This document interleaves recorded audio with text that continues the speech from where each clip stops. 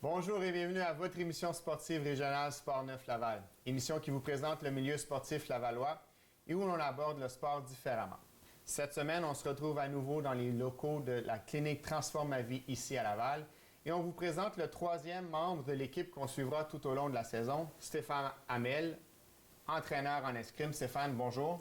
Bonjour Michel. Bien content de te retrouver, bien content aussi de retrouver mes experts, Thierry, Maryse, encore une fois. On se lance. Si vous êtes prêts, on lance ça maintenant.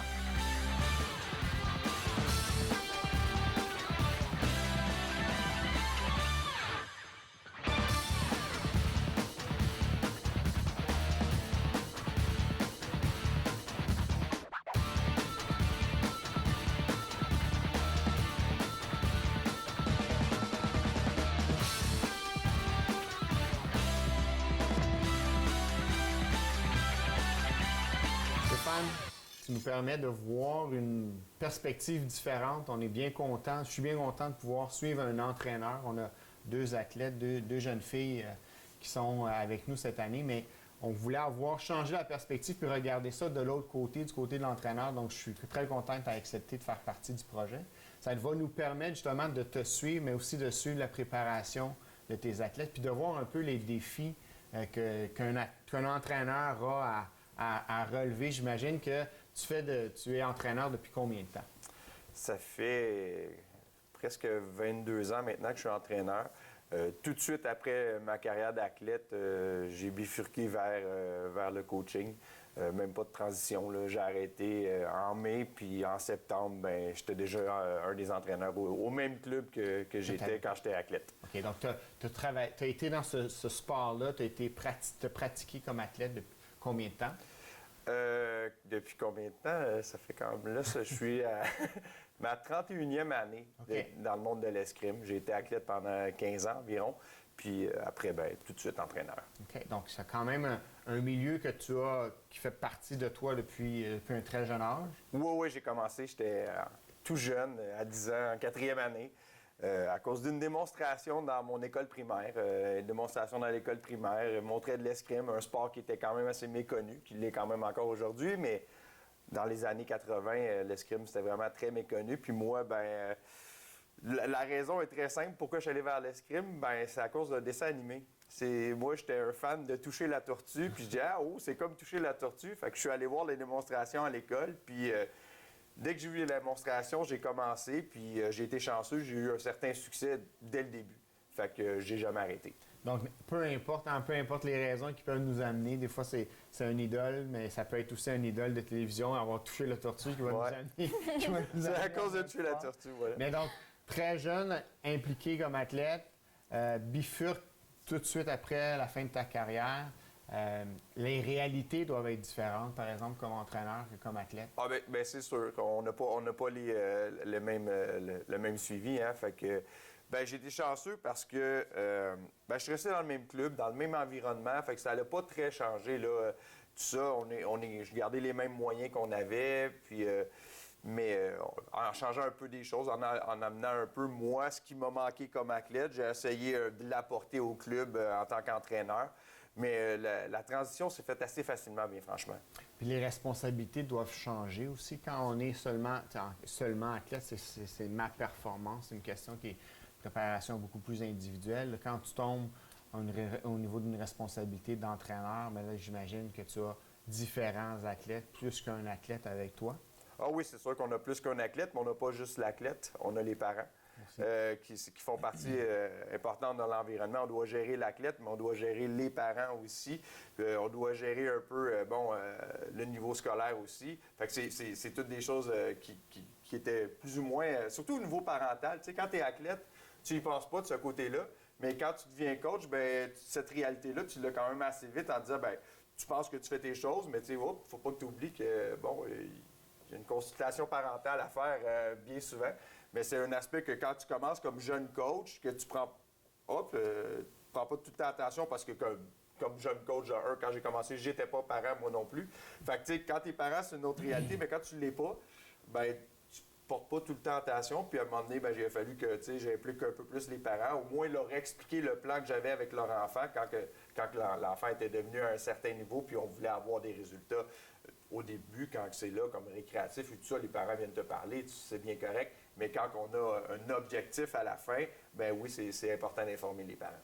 Je pense que dans la même perspective où on a une progression comme athlète dans un sport où je passe peut-être d'un niveau récréatif à quelque chose de plus provincial, national, puis à l'international, j'imagine que c'est un peu le parallèle peut se faire au niveau du coaching aussi, c'est-à-dire que je vais commencer à entraîner des athlètes. C'est la même chose, hein? Je veux dire, tu fais tes preuves en tant qu'entraîneur au niveau provincial. Bon, après, ben, on te fait confiance un petit peu plus vers le niveau national. Puis quand tu as certains résultats, ben, c'est au niveau international. Veux pas, c'est comme un athlète, hein? Je veux dire, c'est les résultats qui parlent. Oui, tu peux être un très bon coach, mais malheureusement, les résultats, ben, c'est ce qui fait fi de tout. Là. Si tu as des bons résultats, ben, veux pas, tu commences à être reconnu. Un peu comme les sélections d'un athlète vont dépendre de ses performances, vont être les sélections au niveau des équipes nationales, provinciales. Ça va être la même chose si je comprends. C'est un peu ça. C'est sûr que les fédérations ne se fient pas qu'aux résultats de l'athlète. Ils se fient aussi à la compétence de l'entraîneur et puis aussi, bon, c'est sûr que comme entraîneur, on a des cours à suivre comme pour devenir niveau 1, 2, 3, 4 et puis maître d'armes. Bien, c'est la même chose. Bien, les fédérations se fient un peu aux qualifications des athlètes, les qualifications des entraîneurs. Donc, il va y avoir un parcours de formation comme athlète, une responsabilisation de formation comme entraîneur. Ça peut prendre combien de temps ou ça t'a pris, toi, combien de temps? J'ai même pas fini. OK. Bien franchement, j'ai même pas encore fini aujourd'hui. Il me reste à faire quelques cours pour terminer le niveau 4, là, qui est le niveau quand même que tous les entraîneurs de haut niveau veulent avoir. Il y a quelques niveaux 5 au Canada, mais ils sont très, très peu nombreux. Là. Mais niveau 4, c'est vraiment le niveau là, que les entraîneurs de haut niveau veulent avoir. Qu'est-ce qu'on fait quand on est justement, peu importe les raisons qui nous amènent à choisir un sport qui est méconnu, mais quand j'entraîne dans un environnement comme ça, quand je suis coach dans un environnement comme ça, j'imagine que j'ai des défis qui sont particuliers à un sport, si je le compare à un sport plus connu comme peut-être le hockey ou le soccer ou le baseball, encore le football qui prend un petit peu plus en... Comme entraîneur, est-ce que j'ai plus d'obstacles? Est-ce que j'ai plus de limites? Est-ce que j'ai plus de difficultés à... Bien, c'est sûr qu'on a des difficultés. De un, bon, on n'a pas 100 000 membres. Fait que, de un, chaque club a quelques athlètes qui sont bons, mais ça reste un sport d'opposition, l'escrime. Ce qui fait qu'on n'a pas un volume dans un club où est-ce que tu as 150 athlètes de haut niveau qui se rencontrent à chaque jour. T'sais, fait qu'on n'a pas le choix au niveau du Québec de se regrouper quelques fois par année pour mettre nos meilleurs ensemble. Fait que c'est là notre gros challenge au niveau de l'escrime. C'est un sport d'opposition, c'est de trouver des partenaires d'entraînement qui nous font élever à un niveau supérieur. Puis l'autre chose, bien, comme d'habitude, oui, on n'a pas 100 000 membres, ce qui fait qu'on n'a pas 100 000 par athlète de subvention. Fait que ça devient aussi le gros challenge quand on est un sport méconnu. Bien, veut pas, bien, les barrières qu'on a, c'est souvent financier. OK. Donc, ces barrières-là, j'imagine que ça rajoute un défi d'un entraîneur de dire justement comment est-ce que je fais pour... Bon, j'ai à planifier le développement d'un athlète, j'ai à planifier son parcours, sa progression, que ce soit en préparation physique ou en préparation mentale ou dû à une blessure ou un traitement. Mais ici, il faut aussi que je trouve des adversaires, il faut aussi que je l'amène à progresser techniquement dans sa C'est sûr que tu sais, comme je dis, comme entraîneur dans des petits clubs comme ça, comme dans des petits sports, veut pas au début, quand le jeune, jusqu'à peut-être un niveau national, c'est l'entraîneur là, qui pallie à pas mal toutes ces choses-là, la préparation mentale, la préparation physique et tout ça. Mais puis quand il y a un investissement, quand l'athlète reçoit des sous de la fédération ou quoi que ce soit, veut pas, oui, il rentre dans un programme où est-ce qu'il y a un suivi qui est un peu plus assidu par rapport à la préparation physique, par rapport à la préparation mentale. Puis bon, la physiothérapie, c'est des jeunes, fait que veut pas, ça rentre sur un autre... C'est pas mal plus parental au niveau des assurances et tout ça. Mais tout ce qui est les services périphériques, malheureusement, quand on n'a pas les subventions, qu'on n'a pas l'argent, c'est pas là qu'on va débourser en premier lieu. Parce que veut pas, nous, l'escrime, oui, ça coûte pas cher faire de l'escrime en tant que tel, mais c'est le voyagement. toutes les compétitions à l'extérieur, parce que l'escrime ne se passe pas au Québec. Là. On a beaucoup de compétitions qui se passent en Europe, beaucoup de compétitions sur le circuit américain. Fait que c'est sûr que l'investissement de base va pour le sport. Puis si on atteint un certain niveau, on essaie après par la suite de pallier à dire, ben, regarde, on est rendu à un niveau là, ben, il faut maintenant, ben, on inclut la préparation physique qui ne sera plus de mon ressort, mais on va aller voir vers un préparateur physique ou dire, regarde, la préparation mentale, maintenant, c'est plus le ressort de l'athlète, de l'entraîneur. Bien, on va aller voir une ressource à l'extérieur aussi. Mais c'est de jongler avec tout ça. Mais de plus en plus, maintenant, on incorpore le plus rapidement possible des services périphériques. Mais bon, c'est une réalité qu'on doit jongler avec. Donc, une réalité particulière, peut-être probablement justement pour des entraîneurs qui sont dans des sports moins connus, d'avoir à jouer une multitâche. On est multitâche, on n'a pas le choix. Parfait. Oui. Alors Stéphane, tu mentionnes le fait d'être un entraîneur à multitâche quand on est dans un sport qui est mieux connu, que moins de ressources. J'imagine que tu as eu l'expérience d'avoir des expertises qui viennent se joindre à ta relation avec tes athlètes. Quels seraient peut-être les bénéfices que tu as vécu, toi, comme entraîneur, d'avoir ces interventions-là? De un, alléger notre tâche. C'est sûr que ça allège notre tâche, puis on peut vraiment se concentrer sur l'aspect escrime.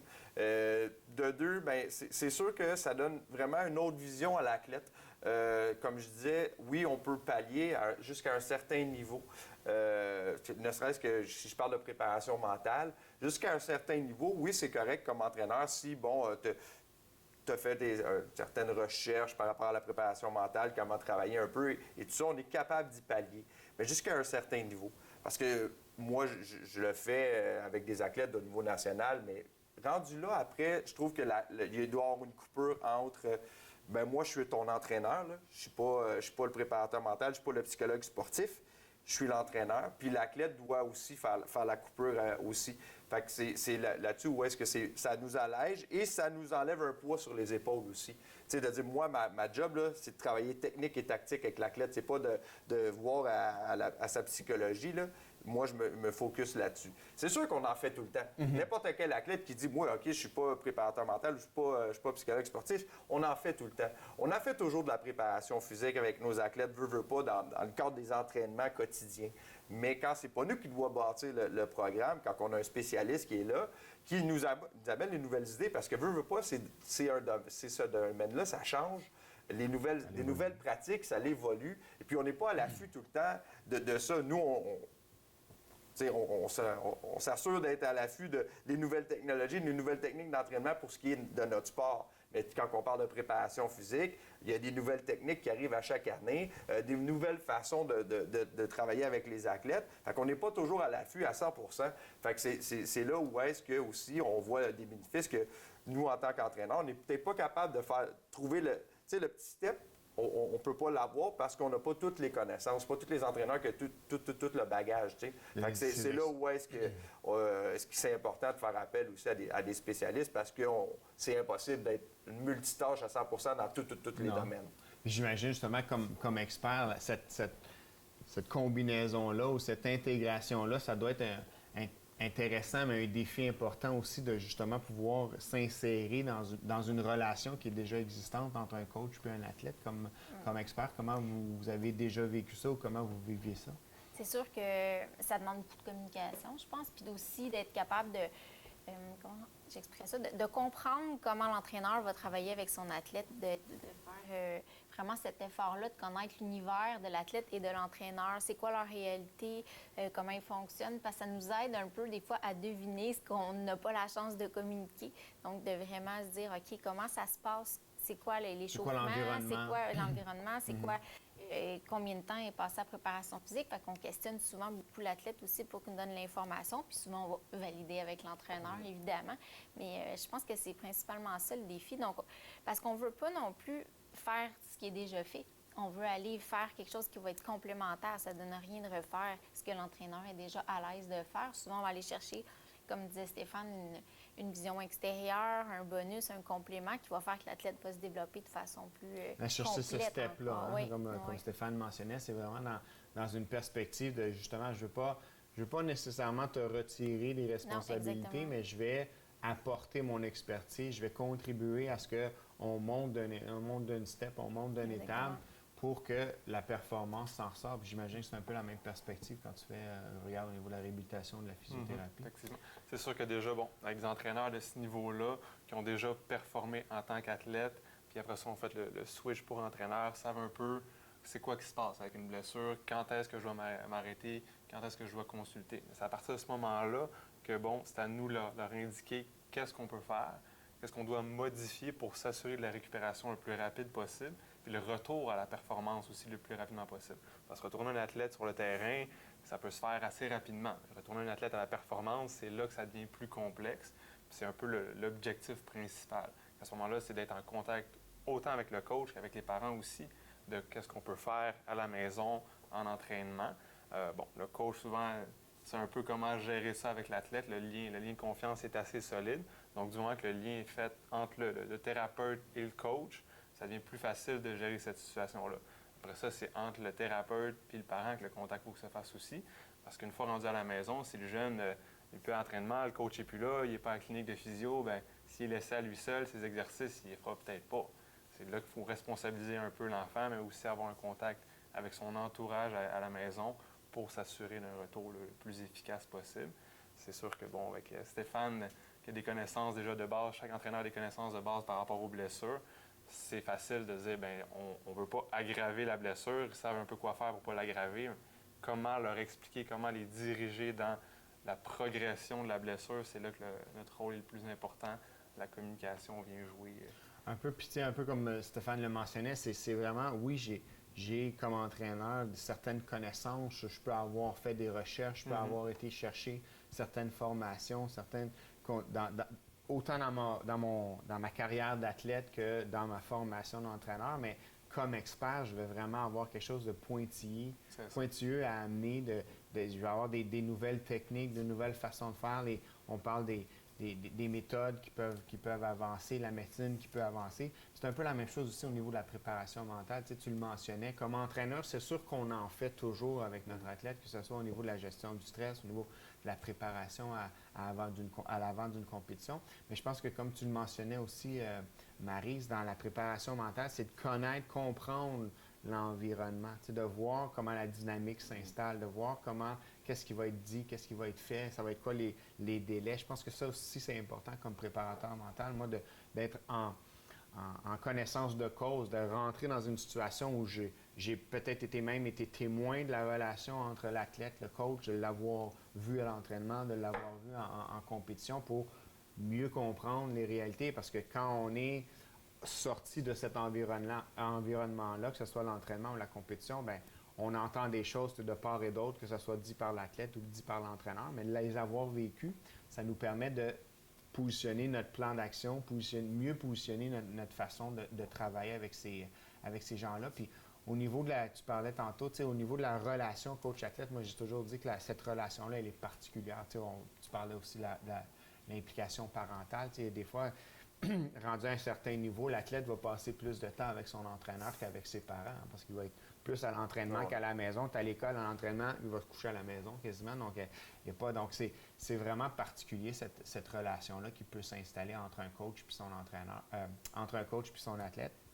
Donc, c'est de voir comment, au niveau des expertises, comment on peut s'intégrer, venir bonifier, comme tu disais, Maryse, et non pas tout simplement éliminer les responsabilités. Puis je pense que le plus gros défi pour des experts et l'entraîneur, c'est d'être à la même plage, à la même page, puis d'être à la même place pour que les messages, le travail se fasse de façon coordonnée. Je ne sais pas comment tu peux le vivre. Je pense que, comme tu dis, Maryse l'a dit aussi, ce qui est important, c'est la communication. Tu sais, c'est d'être capable, comme entraîneur, d'aller dire les besoins aux spécialistes. Regarde, moi, c'est ce que j'ai fait, et puis je te passe la POC parce que je suis dépassé, puis j'ai besoin d'une expertise extérieure parce que je veux que mon athlète évolue. Et comme entraîneur aussi, il faut être assez humble pour dire, regarde, je suis plus là. On est à un autre niveau, puis d'être capable d'aller voir des ressources extérieures.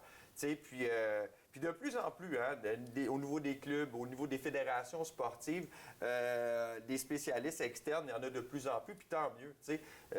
Maintenant, bon, c'est avec les fédérations, les centres régionaux qui viennent aider des athlètes aussi. Fait que, des ressources, il y en a, il faut les utiliser. Puis c'est juste de bien communiquer quand on commence à travailler avec des spécialistes extérieurs, c'est d'avoir une bonne communication tout le monde ensemble. Oui, avec le physiothérapeute, oui, avec le préparateur physique, préparateur mental et les parents. Que tout le monde soit sur la même longueur d'onde puis qu'on ait tout le monde le même objectif au bout de la ligne. Parfait. Donc, Stéphane, on a l'opportunité de pouvoir partager ta prochaine saison puis de voir justement comment à établir une bonne communication entre les différents experts, toi puis tes athlètes. Quels sont tes objectifs ou c'est quoi tes visées pour la prochaine année en tant qu'entraîneur, mais aussi dans le cadre de la préparation, de la progression de tes athlètes? Bien, moi, premièrement, cette année, j'ai décidé de m'investir plus dans mon club. Depuis 2009, je suis un peu partout. J'ai été entraîneur national, assistant entraîneur national. J'ai été responsable de l'équipe nationale. Fait que depuis 2009, là, je me suis investi énormément pour l'équipe canadienne. Cette année, par mon propre choix, j'ai décidé de laisser ça de côté et puis de m'investir à mon club. Ce qui fait que cette année, j'ai un jeune que je prépare, un athlète là, qui est première année cadet, que je veux qu'il soit pour l'an prochain pour les championnats du monde cadet. Puis ça va être là où est-ce que, oui, avec vous, je vais travailler parce que je vais intégrer pour la première fois de sa vie un programme d'entraînement. Moi, je crois qu'il faut qu'on y aille progressivement, puis donner le goût à l'escrime, puis par la suite, quand on l'a bien accroché, OK, on intègre d'autres choses, tu sais. Puis, bon, cette année, oui, regarde, le jeune m'a demandé, je veux un programme d'entraînement, puis je dis parfait.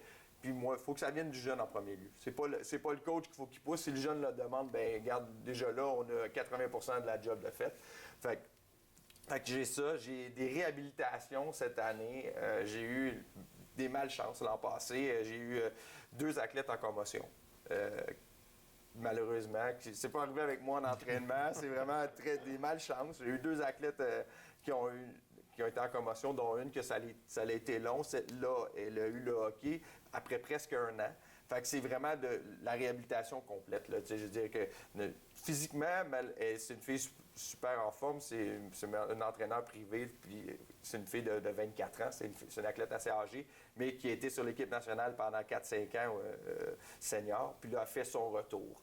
Fait que ça aussi, ça va être voir bien composé, la ramener à l'escrime, lui redonner le goût de faire de l'escrime, puis de voir une pensée différente aussi au niveau du mental, de dire que, regarde, t'as changé, là. T'as changé, on t'amène à une autre place, on n'est plus où on était au niveau mental, fait qu'il faut lui donner une nouvelle vision. Fait que ça aussi, je vais avoir besoin certainement de vous autres là, par rapport à ça, parce que oui, veux pas, c'est un athlète que je coach depuis, je pense, 12 ans. Fait que, tu sais, oui, j'ai vraiment le profil, je suis son coach, et j'ai travaillé beaucoup en préparation mentale, mais là, faut y aller, faut aller différemment. Il faut changer sa vision aussi, puis c'est pas juste moi qui va le dire, puis peut-être que si c'est Michel, bien Michel, tu vas dire la même chose que moi, je vais dire depuis 10 ans, mais c'est quelqu'un d'autre qui l'apporte. Alors, c'est comme on sait, c'est comme le parent puis le coach. Tu sais. Le coach va dire quelque chose, le parent va avoir dit pendant 14 ans la même chose, mais le coach vient de le dire, fait que c'est réglé, c'est ça, le coach le dit. Fait que c'est un peu ça, où est-ce que moi, là, cette année, je dois m'investir au niveau des athlètes de mon club pour les amener, chacun d'entre eux, à les objectifs qu'on s'est fixés. Comme je dis, bon, mon Vincent, mon objectif, c'est l'an prochain de faire l'équipe nationale cadette. Les 2 Frédéric, c'est deux Frédéric, d'un problème de santé, l'autre problème de commotion cérébrale, je leur ai dit cette année, on s'est rencontrés la semaine passée, nos objectifs sont simples. Il y en a un, je veux vous garder à l'escrime. Le reste, on verra après. Si vous êtes pendant 1 an à l'escrime sans bobo, sans rien, puis que vous êtes capable de faire votre saison sans qu'on ait de problématiques, l'année prochaine, on se fixera des objectifs de performance et tout ça. cette année, ça ne sert à rien de se mettre de la pression pour ça. Fait que c'est un peu dans cette vision-là. Évidemment, j'espère ne pas avoir besoin de toi, Thierry. J'espère. Tant qu'on n'a pas besoin de toi, c'est correct. C'est malheureux, tu as moins de job, mais pour nous, c'est beaucoup plus facile. Mais c'est sûr qu'avec Michel et Marie, je vais avoir quand même des interventions qui vont certainement m'aider. Puis je pense que c'est aussi d'être conscient justement de qu'est-ce qu'on peut apporter, même si on parlait dans des émissions passées de prévention plutôt que de réhabilitation. Ouais. Il y a aussi cette perspective-là. Puis je pense qu'au niveau des commotions, il y a une grande éducation, puis il y a une grande... beaucoup d'informations à aller chercher en ce sens-là par rapport à comment revenir, comment bien revenir, quand est-ce bien revenir. Fait que il y aura certainement un volet de ce côté-là par rapport à ce que Thierry pourrait nous amener. Donc, encore là, des défis que je comprends assez challengeants, même si on s'est promené un peu partout, puis on a fait travailler à un niveau national, on a quand même des objectifs qui sont concrets, qui sont terre à terre, dans une perspective justement où ce qu'on veut peut-être encadrer juste un peu plus le rester dans le sport ou rester accroché dans le sport. Comment est-ce qu'on, comme expert, on approche cette dynamique-là? Bien, à ce moment-là, au niveau de la préparation physique, on essaie de l'intégrer le plus possible dans le quotidien de l'athlète pour éliminer cet obstacle-là qui fait que « Ah non, il faut que je le fasse, ça ne me tente pas ». Mais quand c'est facile, c'est intégré dans la routine, je pense que ça amène une meilleure adhésion au sport. On va essayer d'être très, très efficace, surtout quand les athlètes sont plus âgés. On en a déjà parlé. On essaie d'être le plus efficace possible dans le temps d'entraînement. Donc, ça va être un peu une stratégie comme ça qui sera à prendre avec ton athlète qui retourne à l'escrime. Et dans la dynamique, justement, où on a peut-être les commotions, les blessures, un retour au sport, côté physio, côté traitement. C'est sûr que là, l'objectif principal, c'est de rester en contact avec l'escrime. Déjà, à la base, si on parle en termes de commotion, c'est pas un sport de contact. Déjà là, c'est un plus par rapport au retour au jeu pour ça. Ce qui est important là-dedans, c'est que, on le sait tout de suite, on ne vise pas la performance. De là à se dire, j'ai 3 semaines pour le remettre sur le pied, puis let's go, ça va y aller, ça va être à 100 puis on s'arrange avec ce qui se passe après. Il n'y a plus ce challenge-là, si on veut. L'objectif, c'est de garder le contact avec l'escrime le plus longtemps possible, le plus rapidement possible. Ce qui veut dire, on ne parle pas nécessairement de compétition, on parle juste d'entraînement. Déjà là, c'est un pied dans l'escrime, c'est déjà un bon départ. De ce côté-là, le plan de traitement va changer un peu. On veut juste garder l'athlète en contact avec son sport. Puis après ça, on progresse là-dedans avec l'entraîneur. C'est la communication vient là. Donc, bien content de pouvoir t'aider puis de collaborer avec toi, que ce soit au niveau de la préparation mentale ou des autres expertises. Bien heureux de savoir que tu vas embarquer dans le programme. Puis, on souhaite bonne chance à tes athlètes. Merci. Alors, c'est ce qui complète notre émission pour cette semaine. Je tiens à remercier notre coach invité, Stéphane. Merci beaucoup. Bien hâte de voir comment ça va se passer de l'autre côté des entraîneurs, les réalités, les difficultés, les préparations, voir comment on peut vivre tout ça avec tes athlètes. Encore une fois, merci à mes collaborateurs, Thierry, Maryse. Toujours fort intéressant. Vous voulez en savoir un petit peu plus sur nos athlètes, sur nos émissions?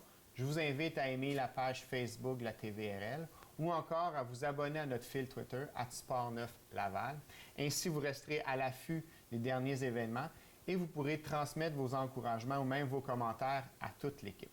Au nom de cette équipe, je vous remercie de votre présence et de votre écoute. Je vous dis à la semaine prochaine.